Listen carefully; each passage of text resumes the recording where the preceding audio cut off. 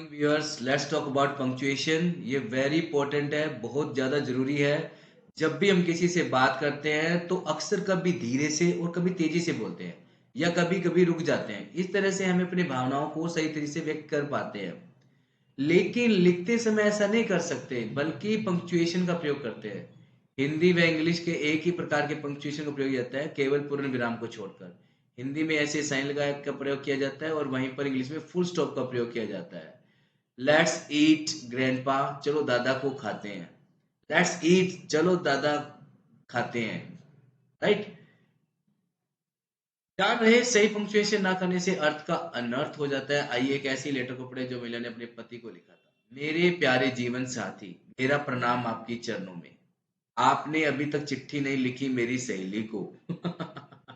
नौकरी मिल गई है हमारी गाय गाय ने, बछड़ा दिया है दादा ने, शराब शुरू कर दी है मैंने।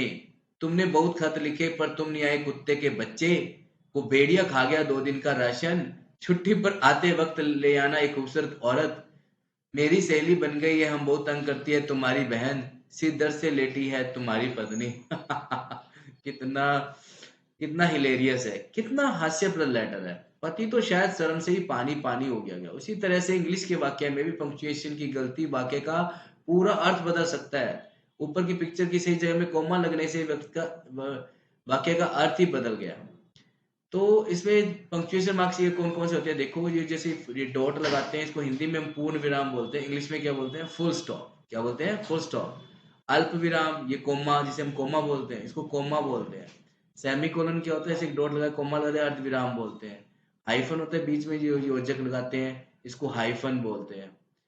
क्वेश्चन मार्क आपको पता ही है, जिसे मार्क ऑफ इंटेरोगेशन बोलते हैं। क्या बोलते हैं? Mark of interrogation. और exclamation of mark of exclamation क्या होता है? ये जो मार्क का चिन्ह है ना, आश्चर्य चिन्ह, इसको मार्क ऑफ एक्सक्लेमेशन बोलते हैं। कोटेशन मार्क को हिंदी में अवतरण चिन्ह बोलते हैं। पहली बार सुने हैं ना? अवतरण चिन्ह है ये जो इन्वर्टेड कॉमर्स में है ना ये, तो इसको कोटेशन मार्क्स बोलते हैं। लॉब चिन्ह है अपोस्ट्रोफी, अपोस्ट्रोफी बोलते हैं। और ये दो डंडे से होते हैं, इनको कॉलन बोलते हैं। क्या बोलते हैं? कॉलन। अपूर्ण विराम। अब फुल स्टॉप क्या होता है? चलो इसका यूज करना सीखते हैं। फुल स्टॉप का मतलब होता है पूर्ण विराम।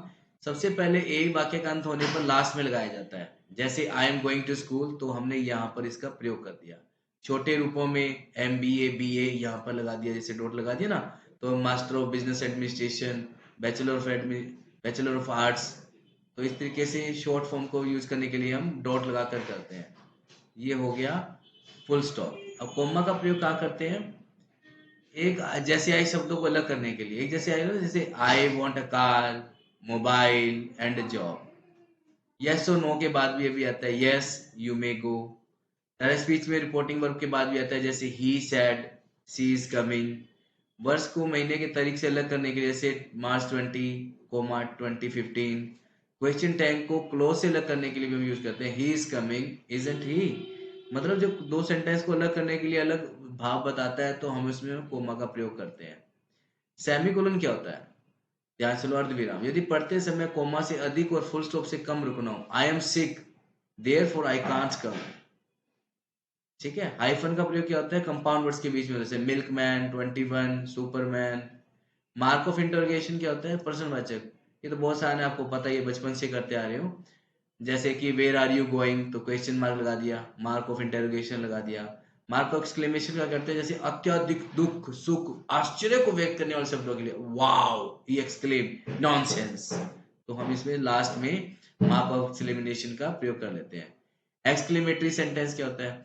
जो प्राइवेट या हाउसेज होते हैं, जैसे what a person you are, क्या बंदा है यार, what a person you are, how lovely she looks, क्या सुंदर दिखती है यार वो। तो वहां लास्ट में मार्क ऑफ एक्सक्लेमेशन लगा देते हैं। इनको एक्सक्लेमेटरी सेंटेंस भी बोलते हैं। अपोस्ट्रोफी आपने देखा होगा, लगाते हैं, देखो कैसे होता है। किसी सिंगुलर नाउन के नाम में एस नहीं आ रहा हो तो एस लगाकर पजेसिव रहता है। जैसे my father's name is Mister R K Sharma. Father's इसका मतलब फादर इज, फादर्स एस लगाकर पजेसिव बनाया जाता है इसको। संख्या तथा अक्षरों को प्लूरल बनाने के लिए अपोस्ट्रोफी का प्रयोग किया जाता है। जैसे threes and eights look alike, 3 और 8 एक जैसे दिखते हैं। M and Ts with Ps. Colon का प्रयोग कैसे होता है? कि भी सूची को आरंभ करने के लिए कोई भी अपन जैसे टाइटल होता है उसको स्टार्ट करने के लिए कॉलन का प्रयोग करते हैं। I want the following cars, mobiles, laptops, जैसे हमने जैसे लगाया और उसके बाद ये अपने कॉलन का प्रयोग कर दिया, कॉलन बोलते हैं इसको। अनुपात को बताने के लिए भी जैसे ये 5:3:2 है ना, पता ही नहीं कोई कॉलन बोले तो हमें पता ही ना हो। कोटेशन मार्क्स, अवतरण चिन्ह बोलते हैं इनको। डायरेक्ट स्पीच, बड़ी स्पीच बताने के लिए he said, inverted comma start, Ram is coming, इसको कोटेशन मार्क्स बोलते हैं। कहानी, कविता, लेख आदि के नाम को कोटेशन के भीतर रखा जाता है। जैसे have you read 5.someone by Chetan Bhagat, right. इस तरीके से इनका प्रयोग किया जाता है। Thank you very much for joining the class. Bye bye, see you next video.